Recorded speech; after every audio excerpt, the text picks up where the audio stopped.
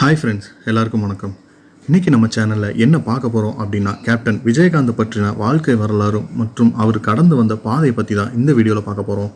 இந்த வீடியோ ரொம்பவே சூப்பராக இருக்கும். அதனால் இந்த வீடியோவை ஸ்கிப் பண்ணாமல் ஃபுல்லாக பாருங்கள். சரி, வாங்க இப்போது வீடியோக்குள்ளே போகலாம்.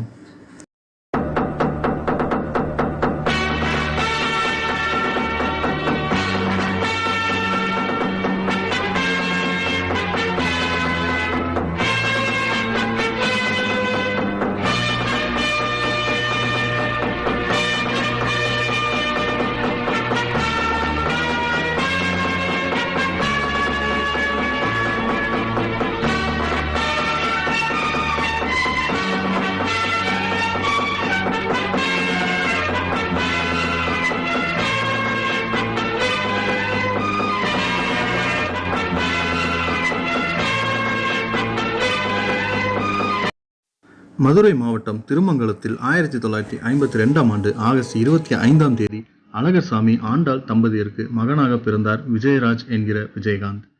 இவரின் மனைவி பிரேமலதா. இவர்களுக்கு விஜய பிரபாகரன், சண்முக பாண்டியன் என 2 மகன்கள் இருக்கிறார்கள். சிறுவயது முதலே சினிமா மீது இருந்த பிடிப்பின் காரணமாக பல பள்ளிகள் மாறியும் அவரால் 10ஆம் வகுப்பு வரை மட்டுமே படிக்க முடிந்தது. அதே நேரம் தான் விரும்பி பார்க்கும் எம்ஜிஆரின் படங்களை சீன் பை சீனாக தன் நண்பர்களிடம் விவரிக்கும் அளவுக்கு சினிமா மீது அவருக்கு ஆர்வம் இருந்தது. படிப்பை நிறுத்திய பிறகு கீரைத்துறையில் இருக்கும் அவரது தந்தையின் அரிசி ஆலையில் பணிபுரிந்தார் விஜயகாந்த். தனது நண்பர்களின் உந்துதலின் பெயரிலும் தனக்கிருந்த ஆர்வத்தாலும் சினிமாவில் நடிப்பது என முடிவு செய்து சென்னைக்கு வந்தார். பல்வேறு அவமானங்கள், புறக்கணிப்புகளுக்கு மத்தியில் 1979ஆம் ஆண்டு M.A. காஜாவின் இயக்கத்தில் வெளியான இனிக்கும் இளமை படத்தில் நடித்து தன் திரைப்பயணத்தை தொடங்கினார். விஜயராஜ் என்ற தன் பெயரை விஜயகாந்த் என மாற்றிக்கொண்டார். சட்டம் ஒரு இருட்டரை, தூரத்து இடிமுழக்கம், அம்மன் கோவில் கிழக்காலே, உழவன் மகன், சிவப்பு மல்லி என வெற்றி படங்களை கொடுத்து தமிழின் முன்னணி கதாநாயகனாக வலம் வந்தார். கிட்டத்தட்ட 150க்கும் மேற்பட்ட படங்களில் நடித்த விஜயகாந்த் 1984இல் மட்டுமே ஒரே ஆண்டில் 18 படங்களில் நடித்து சினிமா துறையில் வரலாற்று சாதனை புரிந்தார்.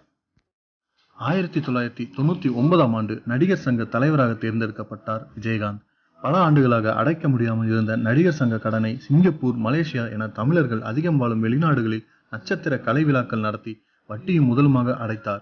மேலும் நலிவடைந்த கலைஞர்களுக்கு உதவி செய்வதற்காக ஓய்வூதிய திட்டத்தை அறிமுகம் செய்து பெரும் தொகையை வங்கியில் டெபாசிட் செய்தார்.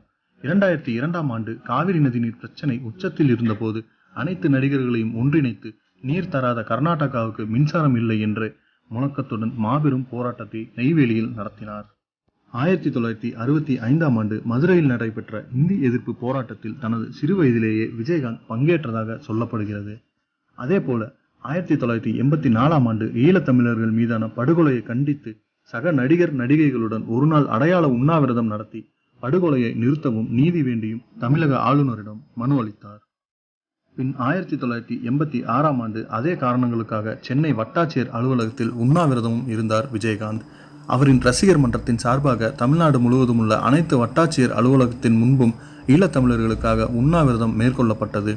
தொடர்ந்து ஈழத்தமிழர்களுக்காக குரல் கொடுத்தும் 1989களில் மண்டபம் உள்ளிட்ட முகாம்களில் அகதிகளாக வசிப்பவர்களுக்கு உதவி புரிந்தும் வந்தார். ஈழத்தமிழர்களின் உணர்வை உணர்ந்தவராக ஈழத்தமிழர்கள் அழும்போது என்னால் கொண்டாட்டத்தில் இருக்க முடியாது என்று கூறி தனது பிறந்த நாள் கொண்டாட்டத்தை தவிர்த்தார் விஜயகாந்த். பின்னாளில் அவரின் பிறந்த நாள் வறுமை ஒழிப்பு தினமாக அறிவிக்கப்பட்டு ஏழைகளுக்கு நலத்திட்ட உதவிகள் வழங்கப்பட்டு வருகிறது. தனது 100வது படத்துக்கு கேப்டன் பிரபாகரன் எனவும் தனது மூத்த மகனுக்கு விஜய பிரபாகரன் எனவும் பெயர் வைத்து தமிழீழ விடுதலை புலிகளின் தலைவர் பிரபாகரன் மீதும் ஈழத்தின் மீதும் தனக்கிருந்த பற்றை பறைசாற்றினார் விஜயகாந்த். தென்னிந்திய விஜயகாந்த் ரசிகர் மன்றம் என்று அவர் மன்றத்துக்கு இருந்த பெயரை 1982இல் தமிழ்நாடு விஜயகாந்த் தலைமை ரசிகர் மன்றம் என்று மாற்றம் செய்தார். 2000ஆம் ஆண்டு பிப்ரவரி 12இல் தனது ரசிகர் மன்றத்துக்கென தனி கொடியை அறிமுகப்படுத்தினார். அதைத் தொடர்ந்து 2001ஆம் ஆண்டு நடந்த உள்ளாட்சி தேர்தலில் ரசிகர் மன்றத்தைச் சேர்ந்த நிர்வாகிகள் பல்வேறு இடங்களில் சுயேட்சையாக போட்டியிட்டு பலர் வெற்றியும் அடைந்தனர். 2002இல் ராஜ்யம் படத்திலிருந்து அரசியல் குறித்த வசனங்கள் அவரின் படங்களில் பட்டாசாக வெடிக்க தொடங்கின. அப்படி விஜயகாந்தின் இந்த அரசியல் நகர்வுகளை புரிந்து கொண்டதாலேயே ஆளும் அரசியல் கட்சிகள் அவருக்கு பல நெருக்கடிகளை கொடுத்து வந்தன. அதே வேளையில் அரசியலுக்கு வர சரியான காரணத்துக்காகவும் காத்து கொண்டிருந்தார் விஜயகாந்த். விஜயகாந்த் நடித்த கஜேந்திரா படத்துக்கு பாட்டாளி மக்கள் கட்சியின் தலைவர் ராமதாஸால் பல சிக்கல்கள் எழுந்தன. விஜயகாந்தை கடுமையாக விமர்சித்து வட மாவட்டங்களில் போஸ்டர்கள் ஒட்டப்பட்டன. கண்கள் சிவக்க வெகுண்டெழுந்தார் நடிகர் விஜயகாந்த். ஊராக சென்று தன் ரசிகர் மன்ற நிர்வாகிகளை சந்திக்க ஆரம்பித்தார். சென்ற இடங்களெல்லாம் விஜயகாந்துக்கு பலத்த வரவேற்பு கிடைத்தது. விஜயகாந்தை காண மக்கள் கூட்டம் அலைமோதியது. திருவண்ணாமலையில் ஈரோட்டில் கட்சி தொடங்கும் தேதி அறிவிப்பு என அதிரடி காட்டத் தொடங்கினார் விஜயகாந்த். அந்த நேரத்தில் கோயம்பேடு மேம்பால விரிவாக்கத்துக்காக விஜயகாந்தின் மண்டபம் கையகப்படுத்தப்பட்டதாக தேசிய நெடுஞ்சாலைத்துறையிடமிருந்து விஜயகாந்துக்கு நோட்டீஸ் பறந்தது. இந்நிலையில் 2005ஆம் ஆண்டு செப்டம்பர் 14ஆம் தேதி மிகப்பெரிய மாநாட்டை மதுரையில் நடத்தி தேசிய முற்போக்கு திராவிட கழகம் எனும் அரசியல் கட்சியை தொடங்கினார் விஜயகாந்த். கட்சி ஆரம்பித்து ஓராண்டு நிறைவடையாத நிலையில் 2006ஆம் ஆண்டு நடைபெற்ற சட்டமன்ற தேர்தலில் தனித்து போட்டி என்று கூறி 232 தொகுதிகளில் வேட்பாளர்களை நிறுத்தியவர் பாமகவின் கோட்டையான விருதாச்சலம் தொகுதியில் அமோக வெற்றி பெற்றார்.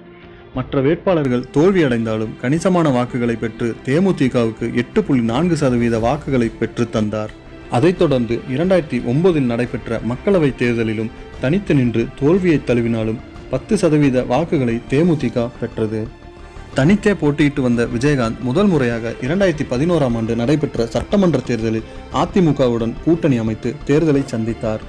49 இடங்களில் போட்டியிட்ட தேமுதிக 29 இடங்களில் வெற்றி பெற்று எதிர்க்கட்சி அந்தஸ்தை பெற்றது. ரிஷிவந்தியம் தொகுதியில் போட்டியிட்டு வெற்றி பெற்ற விஜயகாந்த் முதல் முறையாக சட்டமன்ற எதிர்க்கட்சி தலைவரானார். 2011ஆம் ஆண்டு சட்டமன்ற தேர்தல் நடந்து முடிந்த நடைபெற்ற முதல் சட்டமன்ற கூட்டத்தொடரிலேயே விஜயகாந்துக்கும் ஜெயலலிதாவுக்கும் மோதல் ஏற்பட்டது. அதிமுக தேமுதிக கூட்டணி முறிந்தது. 2014ஆம் ஆண்டு நடைபெற்ற மக்களவைத் தேர்தலில் பாஜக தலைமையிலான தேசிய ஜனநாயக கூட்டணியில் இடம்பெற்று தேர்தலை சந்தித்த தேமுதிக போட்டியிட்ட 14 இடங்களிலும் படுதோல்வியடைந்தது. 2016ஆம் ஆண்டு நடைபெற்ற சட்டமன்ற தேர்தலில் மதிமுக, விசிக, தமாக, கம்யூனிஸ்ட் கட்சிகள் அங்கம் வகித்த மக்கள் நல கூட்டணியில் இணைந்து முதல்வர் வேட்பாளராக அறிவிக்கப்பட்டு தேர்தலை சந்தித்தார் விஜயகாந்த். ஆனால் தேர்தல் முடிவில் மக்கள் நல கூட்டணி உட்பட தேமுதிகவும் போட்டியிட்ட 104 தொகுதியிலும் படுதோல்வியடைந்தது. உளுந்தூர்பேட்டையில் போட்டியிட்ட விஜயகாந்த் 3ஆம் இடத்துக்கு தள்ளப்பட்டு டெபாசிட் இழந்தார். 2019ஆம் ஆண்டு நடைபெற்ற மக்களவைத் தேர்தலிலும் அதிமுக பாஜக கூட்டணியில் இடம்பெற்று 4 தொகுதியில் மட்டுமே போட்டியிட்ட தேமுதிக அனைத்திலும் படுதோல்வியடைந்தது. தனித்து போட்டியிட்ட போது 10% இருந்த தேமுதிகவின் வாக்கு வங்கி கூட்டணிக்கு சென்ற பின்னர் 2016ஆம் ஆண்டு சட்டமன்ற தேர்தலில் 2.4 சரிந்தது. நிர்வாகிகள் பலர் அதிமுகவுக்கும் திமுகவிற்கும் சென்றனர். போதாக்குறைக்கு விஜயகாந்தின் உடல்நிலையும் மோசமடைந்தது.